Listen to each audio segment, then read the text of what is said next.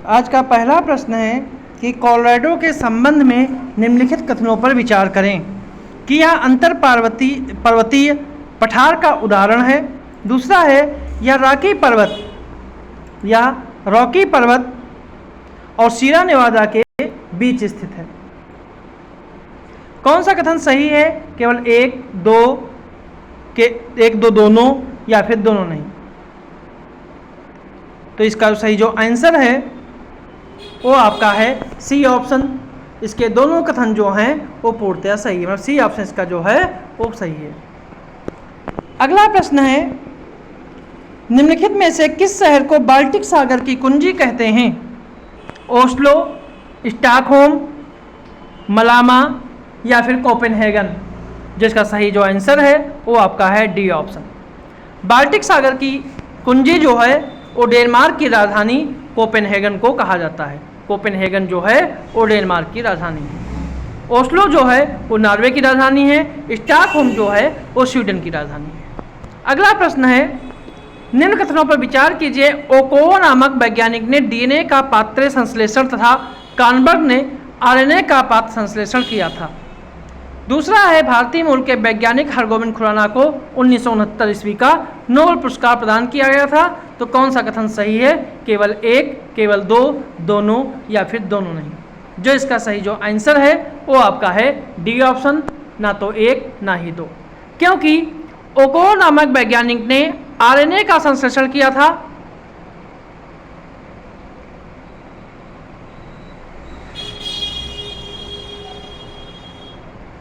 ठीक है, और डीएनए का संश्लेषण जो है वो कॉनबर्ग ने किया था।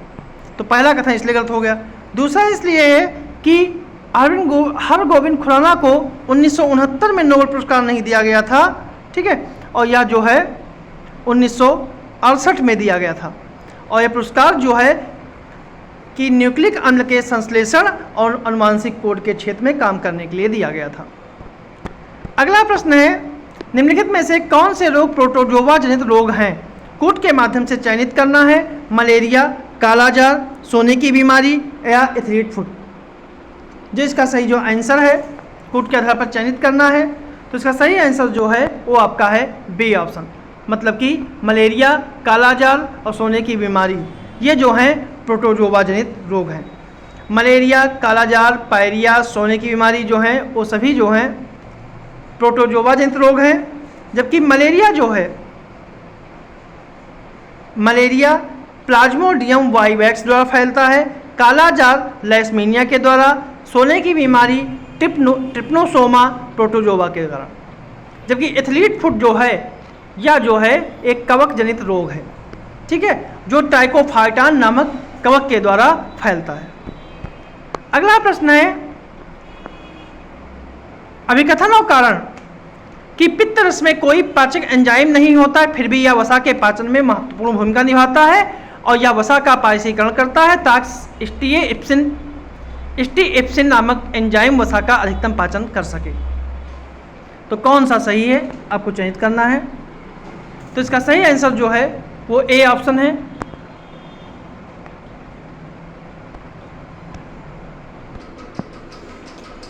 तो इसका सही जो आंसर है वो आपका है ए ऑप्शन। ए और दोनों सही हैं और एक दूसरे की सही व्याख्या करते हैं।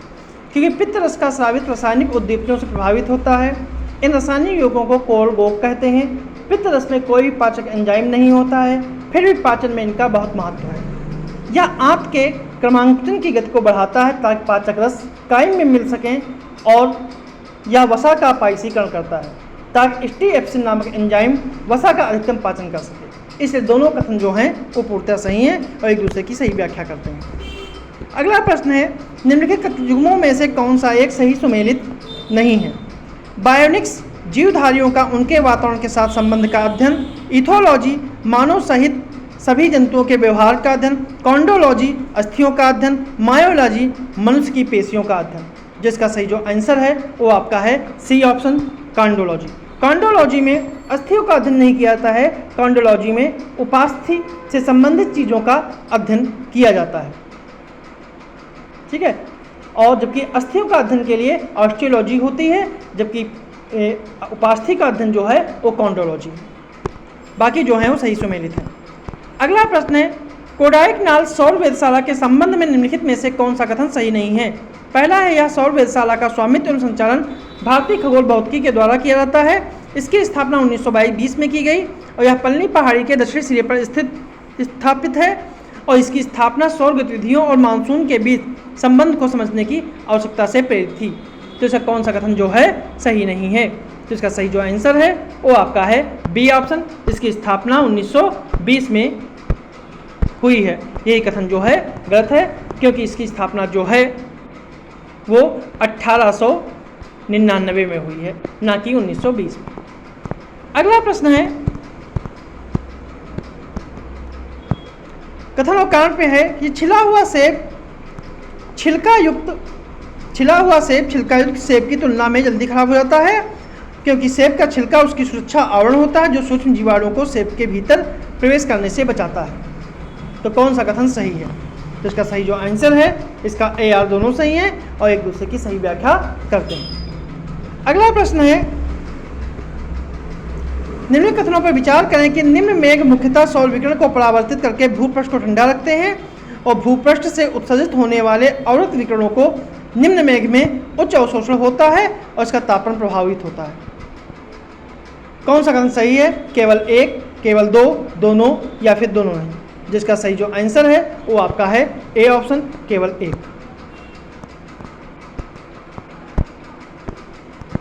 क्योंकि निम्न ऊंचाई पर स्थित घने बादल सौर विकिरण को परावर्तित करते हैं एवं पृथ्वी की सतह को शीतल रखते हैं। वहीं दूसरी तरफ ऊंचाई पर स्थित पतले बादल मुख्यतः आने वाले सौर विकिरण को संचित करते हैं। इसके अतिरिक्त ये पृथ्वी द्वारा उत्सर्जित अवरक्त विकिरणों को रोककर पृथ्वी की तरफ वापस लौटा देते हैं, जिससे पृथ्वी की सतह जो है गर्म हो जाती है।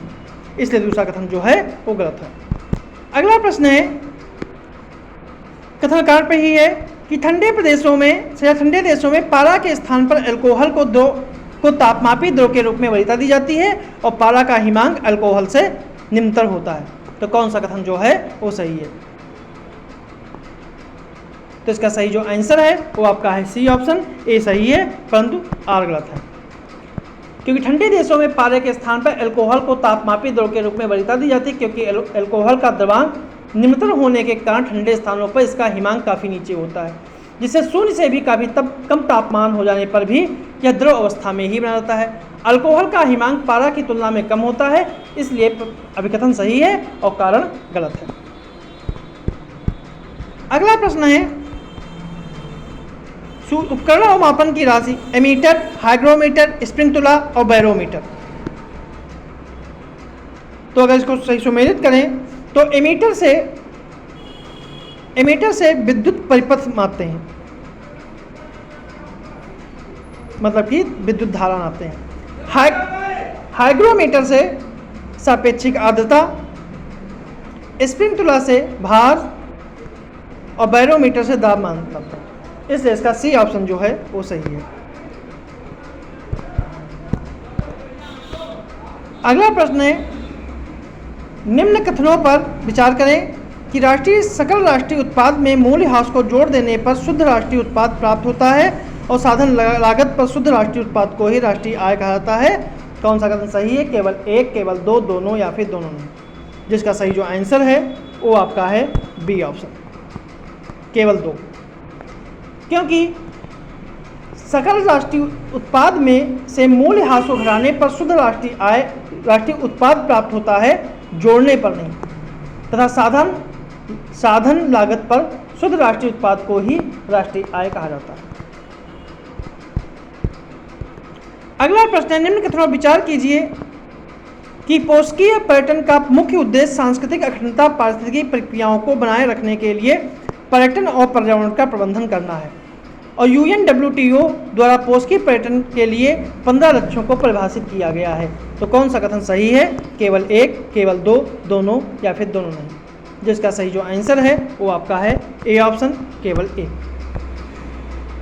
क्योंकि इसमें 15 लक्ष्य नहीं है, क्योंकि इसमें 12 लक्ष्य शामिल हैं। अगला प्रश्न है, निम्नलिखित में से कौन सा सही सुमेलित नहीं है। संस्था उनकी स्थापना वर्षों से जुड़े हुआ है, अंतर्राष्ट्रीय पुनर्निर्माण एवं विकास बैंक, अंतर्राष्ट्रीय विकास परिषद, अंतर्राष्ट्रीय वित्त निगम, बहुपक्षीय विनियोग गारंटी संस्था। तो इसका सही जो आंसर है वो है आपका, जो सही सुमेलित नहीं है वो आपका है डी ऑप्शन, बहुपक्षीय विनियोग गारंटी संस्था मेगा। इसकी स्थापना जो है 1978 में ना होकर 1988 में हुई थी, बाकी जो हैं वो सभी सुमेलित हैं। अगला प्रश्न है, आयुष्मान भारत प्रधानमंत्री जन आरोग्य योजना 23 सितंबर 2018 में प्रारंभ की गई। राष्ट्रीय स्वास्थ्य प्राधिकरण इस योजना के क्रियान्वयन की एजेंसी है। तो कौन सा सही है, केवल एक, केवल दो, दोनों या फिर दोनों नहीं? इसका जो आंसर है वो आपका है सी ऑप्शन, एक और दो। क्योंकि आयुष्मान भारत प्रधानमंत्री जन आरोग्य योजना 23 सितंबर 2018 को प्रधानमंत्री नरेंद्र मोदी के द्वारा प्रारंभ की गई। राष्ट्रीय स्वास्थ्य प्राधिकरण योजना इस योजना की क्रियान्वयन एजेंसी है। इस योजना के तहत प्रतिवर्ष प्रति परिवार पर 5 लाख रुपए का कवरेज प्रदान करता है। इस प्रकार दोनों कथन जो हैं वो सही हैं। अगला प्रश्न है, निम्नलिखित में से किस दक्षिणी एशियाई देश का जनघनत्व सबसे अधिक है? मालदीव, पाकिस्तान, श्रीलंका या फिर बांग्लादेश? जो इसका सही आंसर है वो आपका है ए ऑप्शन, मालदीव। क्योंकि 2022 के आंकड़ों के अनुसार मालदीव का जनघनत्व 1746, बांग्लादेश का 1315, श्रीलंका का 348, पाकिस्तान का 306 है। इस प्रकार मालदीव दक्षिण एशिया का सबसे घना बसा देश है। अगला प्रश्न है, निम्नलिखित में से कौन सा देश वर्तमान में लौह अयस्क का शीर्ष उत्पादक देश है? चीन, ऑस्ट्रेलिया, ब्राजील या फिर रूस? जो इसका सही जो आंसर है वो है आपका बी ऑप्शन, ऑस्ट्रेलिया।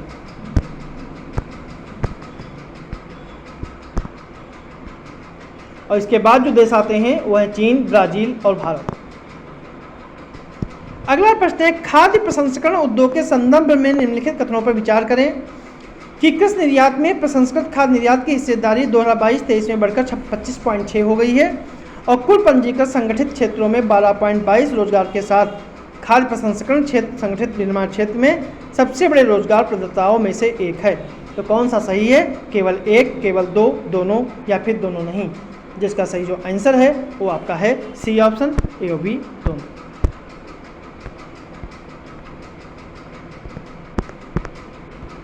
अगला प्रश्न है, निम्नलिखित में से किस एक को अंधेरे का हार्मोन कहते हैं? Vasopressin, thyroxine, melatonin, adrenaline? जिसका सही जो आंसर है वो आपका है C option, melatonin. Melatonin hormone जो है पिनियल ग्रंथि से निकलता है, लेकिन इसका स्राव प्रकाश में नहीं होता है। जैसे जैसे शाम होती है इसका स्राव आरंभ हो जाता है, अतः इसे रात का हार्मोन या अंधेरे का हार्मोन कहते हैं। यह निद्रा तथा जागने की क्रिया को नियंत्रित करने वाला हार्मोन है, इसलिए सी ऑप्शन। अगला प्रश्न है, जनगणना 2011 के अनुसार भारत में नगरीकरण के प्रतिशत में 3.84 की वृद्धि दर्ज हुई। 3.84, 3.29 या 3.29% की कमी दर्ज हुई। तो इसका सही जो आंसर है वो आपका है सी ऑप्शन, 3.29% की वृद्धि दर्ज हुई। अगला प्रश्न है, सूची 1 और सूची 2 को सुमेलित करना है कि रोग और उनके कारण जैसे अर्थराइटिस, हाइड्रोफोबिया, पीला बुखार और हीमोफीलिया।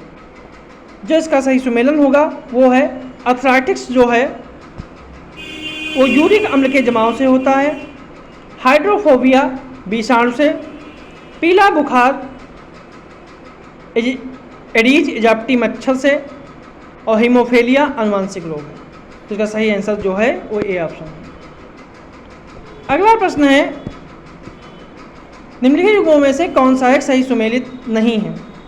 बहु बेगम मकबरा फैजाबाद, सबरी प्रपात चित्रकूट, लखनौती किला मुजफ्फरनगर, उर्मिल डैम महोबा। तो जो इसका सही जो आंसर है वो आपका है सी ऑप्शन, लखनौती किला मुजफ्फरनगर। क्योंकि लखनौती किला जो है मुजफ्फरनगर में नहीं, ये सहारनपुर में स्थित है। अगला प्रश्न है, पाचक रसों में निम्नलिखित में से एक अम्लीय होता है? आंतरिक रस, पित्त रस, जठर रस या अग्नाशय रस? जिसका सही आंसर है वो आपका है सी ऑप्शन, जठर रस।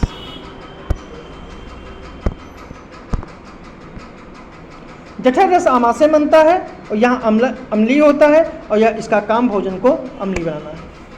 ये थे हमारे आज के कुछ प्रश्न।